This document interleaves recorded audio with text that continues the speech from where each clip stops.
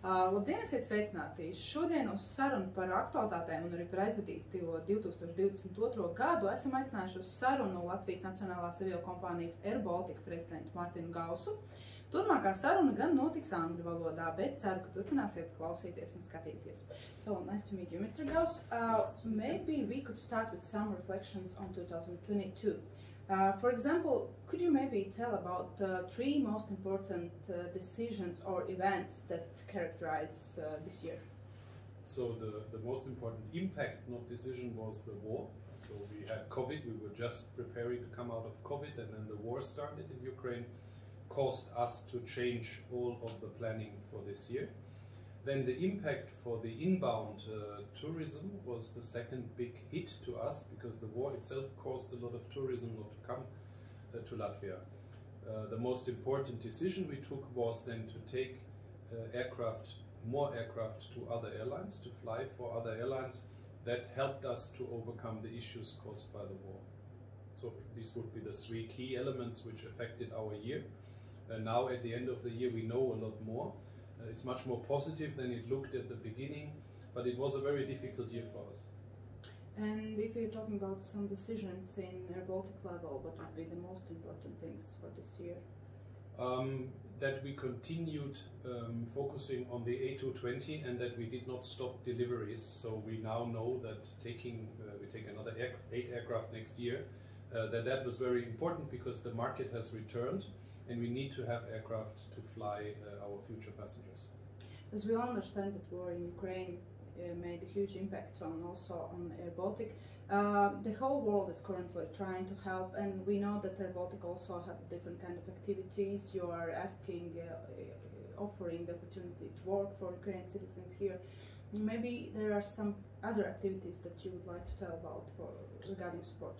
I think our biggest support, you can see it here in the studio, we have it on our headquarters. There's the flag we stand with Ukraine. We have Ukraine cabin crew, we had Ukraine International flying for us for a while as a wet lease-in aircraft. The biggest support, I think, is that we made a commitment once the airspace is safe, we will be the first airline back in.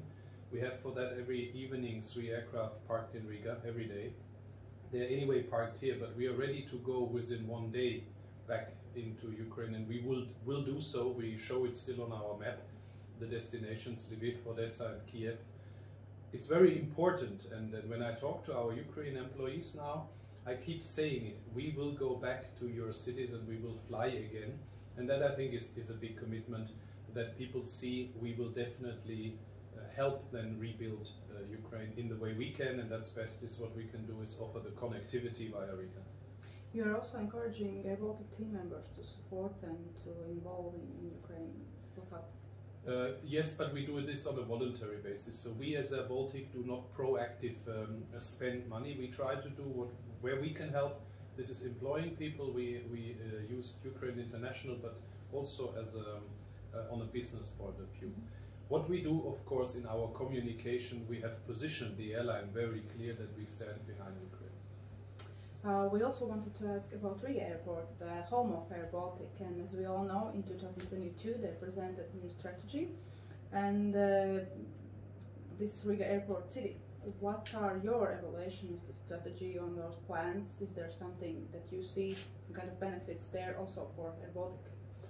Only benefits. As an airline boss, you can only see benefits if an airport grows. Riga Airport was too small in 2019 for us. It will be too small in the future because they are not building fast enough terminals and other things. The most important building for us will be the new terminal, which will come for the arrival, not the arrival, but for the departure. And we need Rail Baltica, because the moment Rail Baltica arrives at Riga Airport, we will have much more passengers choosing our services than today. People always say, but you lose the Vilnius and Tallinn flights. These flights are bringing passengers to our flights from Riga. If these passengers are coming by train, that's much better. Much more passengers will come. So we're waiting for Rail Baltica, as it is the only airport in the Baltic states which has a direct access to the terminal, and it will be the railway station for Riga for a while. So a lot of people will come via the airport. The airport city will benefit also from both, from us, but of course also from Rail Baltica. So everything which is built for the infrastructure in Riga or in Latvia will help airBaltic, because the air infrastructure here is not how it could be. It's not big enough. We have just one runway, and we had it this week. When the runway is closed at Riga Airport, Latvia is not reachable anymore.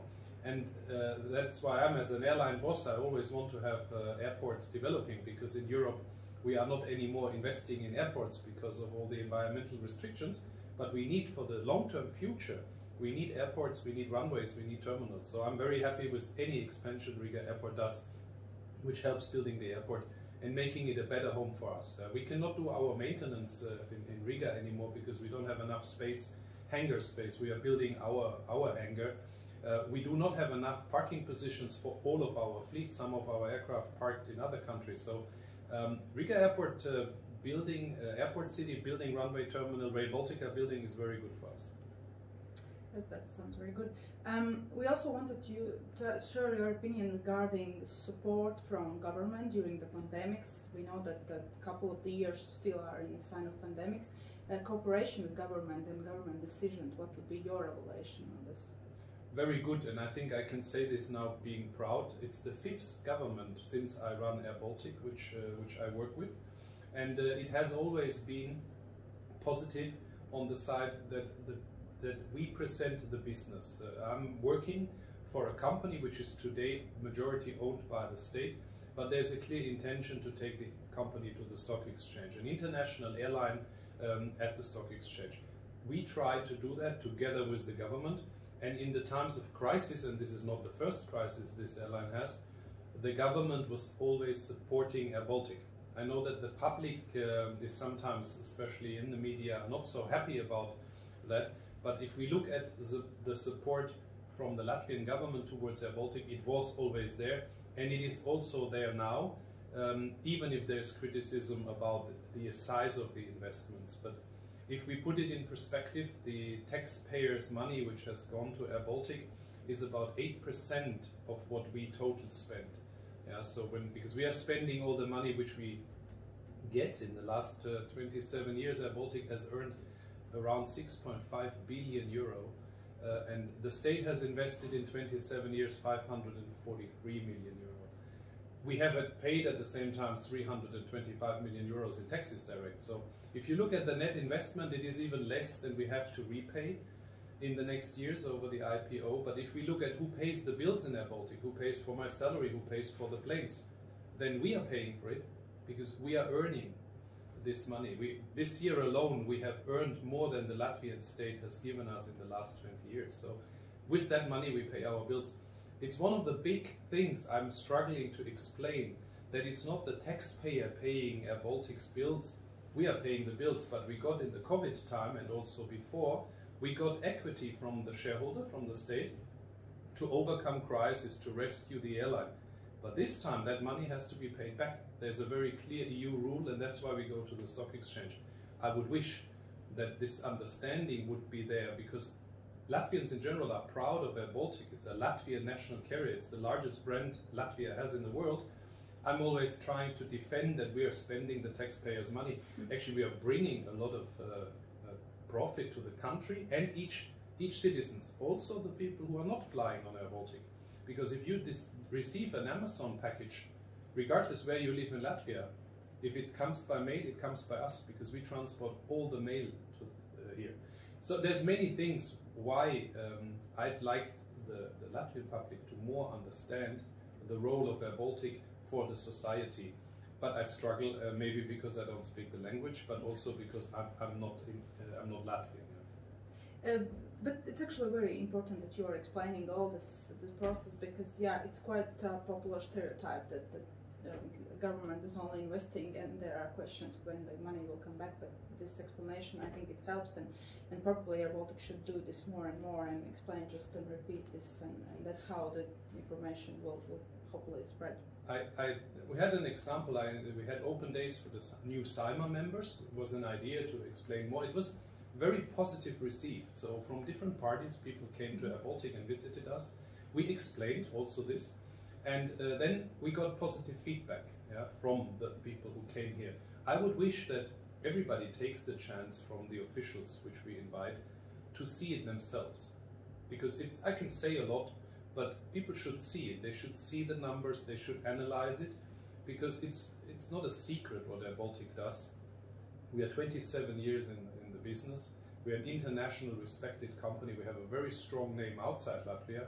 Just in Latvia, let's say the general mood is sometimes, yeah, it's taxpayers' money. But it actually, it is, that's correct, but it is just 8% of the total money we have spent so far, and it will be every year less. And yes, we have to repay it, and therefore at the end of the day, all the money was repaid. In the past we have already paid a lot, but after the IPO, it's just a profit for the investor, the state. So yeah, I will try to explain. I already tried for 11 years, but I struggle. What we can say, we are the largest operator of the most modern aircraft of this category in the world, and we are from Latvia. And wherever I go in the world, I say I'm from Latvia, Riga, Latvia, and I'm very proud to present the largest A220-300 operator in the world. And people always astonished how we can achieve that. But this is airBaltic, and it's our 2,200 people doing this. We are also one of the larger employers in Latvia, and with our revenues this year, we are again amongst the top 15 companies. Next year, with the current planes coming in, we should be around the top 5 biggest companies in the country. So I think we are doing okay. We came from an historic crisis which the world hasn't seen before, COVID and the war, both behind each other, but we are still around. We didn't go bankrupt, thanks to the state helping, but also to how the company is managed and how the company goes forward. And maybe when we have changing governments, there's always a question about it, is it correct or not? But most of the time I was able to say, okay, this is what we do, because I focus on the business, but understanding that my shareholder is also the Latvian state. We have private shareholder as well, but the Latvian state is the largest shareholder. Let's see, this year, next year will just start, and if it goes as well as we are currently operating, we will have a good future ahead. From your point of view, maybe we as a society should be more proud that we have airBaltic. Yeah, you are very proud. You know, when you are very proud, when you have been on holiday somewhere in the world and you are getting on board of our aircraft, the moment when you step up the stairs, you're going on board and somebody says, lovely, then you all smile and Latvians are all happy and they're proud of airBaltic. But when they're sitting at home and talking to each other, then they say, it's my money, they're burning my money. So but we see the proudness of the Latvians taking selfies on the planes. I see this wherever I fly. The happiness to speak Latvian on board, to have that, the most modern aircraft. We also saw it when we were flying wet lease aircraft from others last year, when people were unhappy that we were not flying our Airbuses. That will happen again next year because we still have engine issues. So we will also next year fly with other aircraft in airBaltic's network.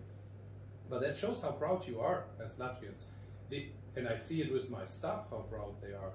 It's just when we read certain media, then we would say, oh my God, what is that? But it's actually, yeah, people are proud. And if you ask the individual Latvian when he has traveled on us, what he thinks, they're all happy. So it's just, you cannot read it in the news. In the news, you always think we're doing something bad. We don't. We also wanted to ask about the fleet. We know that in airBaltic's fleet there are 30 new Airbuses. Does the geopolitical changes in situation affect the opportunities to use these new Airbuses? It's actually an advantage to have this aircraft now because it's a bit smaller than the standard type, which the competition uses. Ryanair, Wizz Air, they have more seats. They have an advantage when it's about very low price tickets in a high passenger demand. So in the peak summer they have an advantage because they can just put more people into the aircraft. But now in the winter it's much better to have our aircraft because we can fill on long routes this aircraft and can fly profitable to Tenerife, to Gran Canaria. Now we do Marrakesh, Dubai, and these flights are full. I think if we would have larger aircraft in the winter season, it would be very difficult to report these positive numbers because our market is here is very small. We have now 39 aircraft by the end of this year of the same type, but we have a lot of them parked because we are missing engines. They are in repair, and that means we will again also next year take other airlines to come in because we are supposed to fly with these 39 aircraft, and if they are not available, we need to take other airlines in, which we will also do next year. There also was like one, I would say, more technical question regarding seats in new Airbuses. Those new destination, which means also longer routes, but there's opinion that their passenger seats are more suitable for, I would say, 2-3 hour flights. So are there some kind of plans of adapting those seats, making them more comfortable, or maybe some kind of entertaining moments during the flight? We try to keep it simple, and that means this seat should all be the same on this aircraft. We had a change in the seat when the Pope, when we were flying the Holy Father, we have changed the cabin for these 3 days, but we will not change that for our normal passengers. We keep these seats, and I know 6 hours and longer flights to Dubai, even in business class, is not what you would get maybe if you depart from Frankfurt, Paris. But for us, the simplicity to use the aircraft for Dubai and the next day for Tallinn is more important than selling the extra seat or the extra legroom. But if we would consider flying long haul, and we are always looking at New York and Toronto, then we would have aircraft which would have flat beds. So we know that already, but we have not taken a decision yet to do that. And then we would take a different aircraft type, and that would then also have these different seats. But as long as we continue flying our network, we will use the same aircraft for very short and very long routes. We have already better distance between the seats than our competition, but I agree, it is a seat pitch which is not as comfortable as you would have it on a wide body aircraft. But as we don't have this kind of aircraft, we will keep the seats as they are. And keep it simple. We keep it simple, but also it's for economic reasons. If I put in more space or larger seats, which we can technically do, I cannot earn the money anymore I earn today, because the price I could maybe charge for the better seats is not offsetting the loss for the whole year on having the seats in we have. We don't have the maximum seats on the aircraft. Technically, you could put 160 seats in there. We have 148 seats. And that's what we want to keep. So we have normally a wardrobe in the front in the business class. We have a flexible business class that is also only possible to change the curtain on the demand in the business class, because we could technically go with all aircraft in business class, means you keep the middle seat free or one of the 2 seats free. But we can also say, if there's no business class, we go full economy, because the seats are all the same. The benefit in business class is the service, is the space you have, and it's the dedicated cabin crew, and you have 1 seat next to you free. But otherwise, the seat itself is the same seat. airBaltic is not only about the planes, about the investments, it's also about the people, about the airBaltic team. You already mentioned the importance of the team. We know that for many young people's career in airBaltic is also the question of prestige. Do you face the lack of new team members, or the interest about the career in airBaltic is pretty high? What would be your relation? I see it completely different. We just had our an event where we saw 1,000 new people. So we hired about 1,000 people in the last 1.5 years. We have now 2,200 people. And it's mainly young people. So our average age, I'm one of the oldest people in the company. We have a younger average age. We have 36 different nationalities in the company. We got an award this year, which was also ignored locally, for the #1 airline in diversity and inclusion worldwide. So airBaltic is the #1 in the world on diversity and inclusion, and this award was given to us in Doha, in the football stadium, at the IATA annual event in front of all airlines in the world. So we're very proud, and it also shows that we're doing something right. We support, we have our own leadership program, academy in-house, where we train young people to become good managers in the future. It works very well, and if you ask if you do the internal survey in airBaltic, you will find out that the people really love the job, above 80%. But we will have, like every company, people who don't like the job. And of course they are most of the time the ones are more outspoken outside. But in airBaltic we pay international salaries on the jobs which are international level, and we pay the salaries in Latvia which we need to pay to be competitive. We're having a lot of social benefits also, but we are an airline and we need to compete with other airlines. And when Norwegian comes next year or Wizz Air comes and they recruit, there will be people from us going.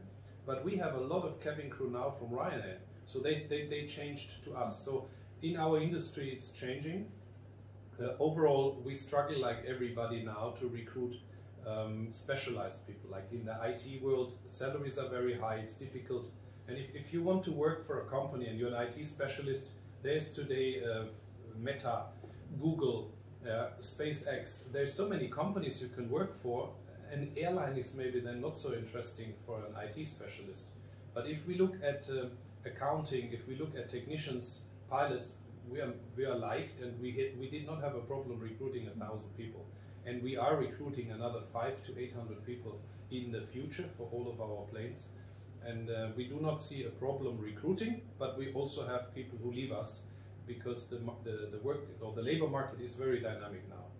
We offer, as of January, flexible work models. You can work full remote in airBaltic, you can work 3 days in the office or full. And you decide which one you want to do, and each package comes with different benefits because we are saving money if people are not working in the office. On the other hand, if somebody works in the office, you might want to have a car park. So there's different things we can offer, and as I said, airBaltic has no problem in general to recruit, but we have the same problems every Latvian company has. Inflation, the salaries are going up, and it's a market now for employees, not for the employers, so we have to fight to get the right talent into the company. That's true, but all sectors are facing that. Yes, so we have the same problems. While I say we are recruiting, we have sufficient staff, but we are always recruiting. Maybe you can open the average age of airBaltic team members.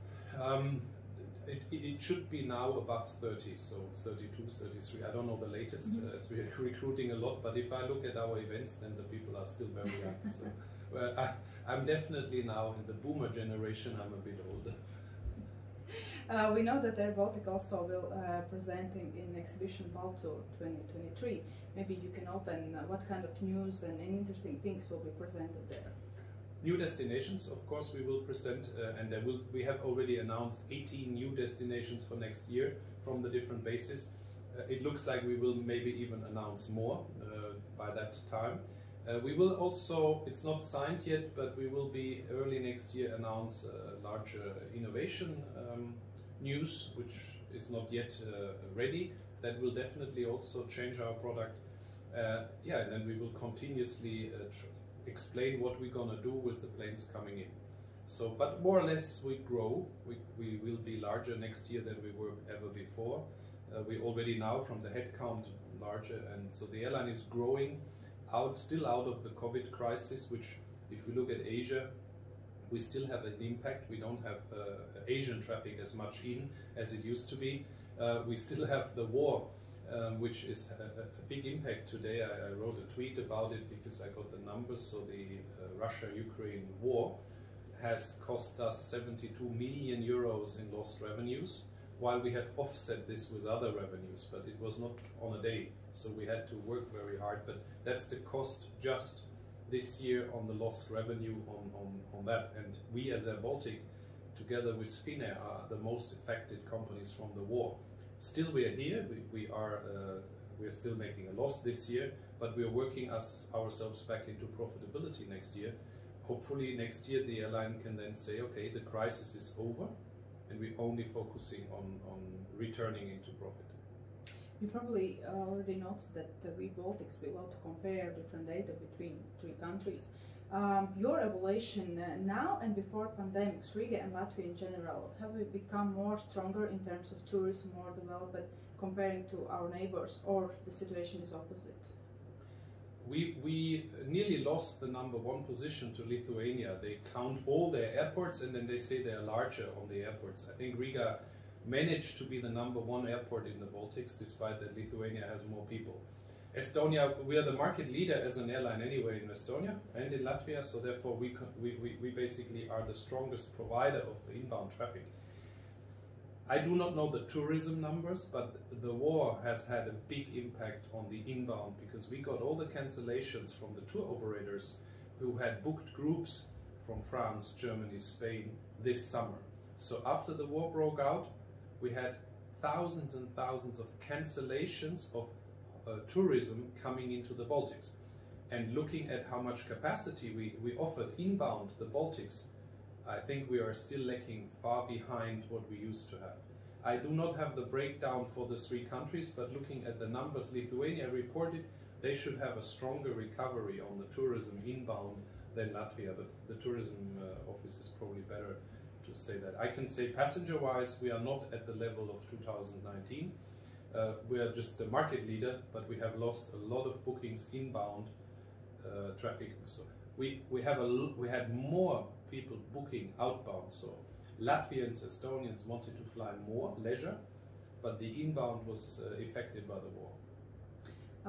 Many of Travelnews partners are tour operators, tourism agencies. That's why we would like to ask how important tourism agencies and operators are for development of airBaltic. Very important. We are not selling 100% on our own website. We still have 36% being sold by travel agencies. It's a very important segment. It's the segment with the higher average ticket prices. So whatever is sold in the travel agencies comes at a higher yield, we call it, and the higher yield, of course, is important for our average yield.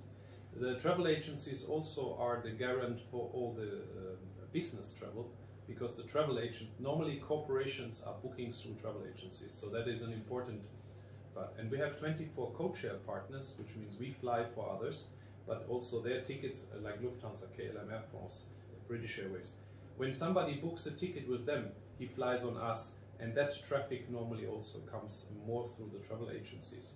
So the tourism for us, we have with Test Tour, Nova Tours, very strong partners where we do not only charter flying, that's mainly Test Tour, we do a very large part of the charter flying, but also on Nova Tours, for example, the block seats are also with Test Tour, where the aircraft which goes to Tenerife or to Gran Canaria has a certain amount where the travel partner, so the tour operator, takes part of the seats. So for us, the tourism sector in Latvia is very important, the travel agency sector as well. So both, and we can combine them, yeah, because we are not only selling the tickets on our airBaltic website.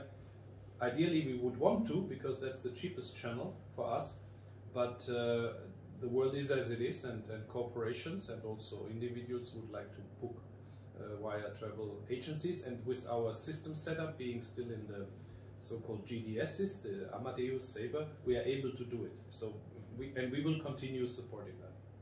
You already mentioned the plans about new destinations for next year. What else, what kind of positive news we could expect from airBaltic in next year? I think if we have every week some positive news about our numbers. It's not always picked up. But if I look now at the first quarter, that's the most difficult one for us. So we again will try to go through that quarter, and then as of February, March, we will start collecting the bookings for the summer, and then we should see a strong summer. I cannot say what happens beyond 8 weeks today, because in our industry everything has changed after COVID, and all airlines can give you a very good outlook for the next 8 weeks, because that is what we see. But I don't know what is beyond, because only a few passengers are taking a decision to already book for the next summer. So that summer booking curve is only starting in a couple of weeks from now.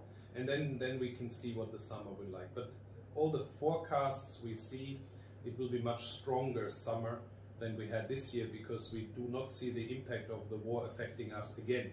So we should see also inbound traffic going up, and we will fly with more aircraft from Riga than last year, so that we offer more seats inbound and outbound in Riga. In conclusion, we also wanted to ask what would be those things that you would like to wish for travelers and also for tourism industry representatives for the next year? For the travelers, I wish that they have no restrictions in traveling, that there is no pandemics, that there is no border controls, testing, all of that, that we can keep it as it is today, keep it simple. That's what I wish for the travelers. No delays, because that is an issue now in Europe. That if they put a bag to an airline, that bag arrives at the airport. That if you go through security at any airport, that you can calculate. So that's what I wish. And then, of course, that they fly on and come on time to their destination, have a good rest wherever they go. For us as an industry, and for airBaltic here in Latvia, I hope we can convince the public finally that being one of the largest companies in the country, and being one of the largest contributor to the GDP of Latvia, that people in 2023 understand that and put us in the right perspective of what we are, because we need to go to the stock exchange. And we want to do this here at local NASDAQ, but also internationally. And internationally, we are very much liked. We are a very strong brand and known in the world. We need to also be known here as what we are, because I think people do not understand what we are, as they only see, the state is putting some money, but that is actually not the only thing. airBaltic is much more. And we try to explain, but then there's a certain reluctance of saying it, because positive news in today's news world doesn't sell. So we have that issue that whatever is negative comes up very fast. We still try. We will try. For us, I wish that the Latvian public understands who we are and judges from all the information available. So I hope that that interview will help. For sure. And thank you for those wishes for the next year. Let's keep our fingers crossed for it to come true. And thank you for your time, your opinion. Thank you so much. Paldies visiem, kas skatījās. Paldies Gausu kungam par laiku un viedokli.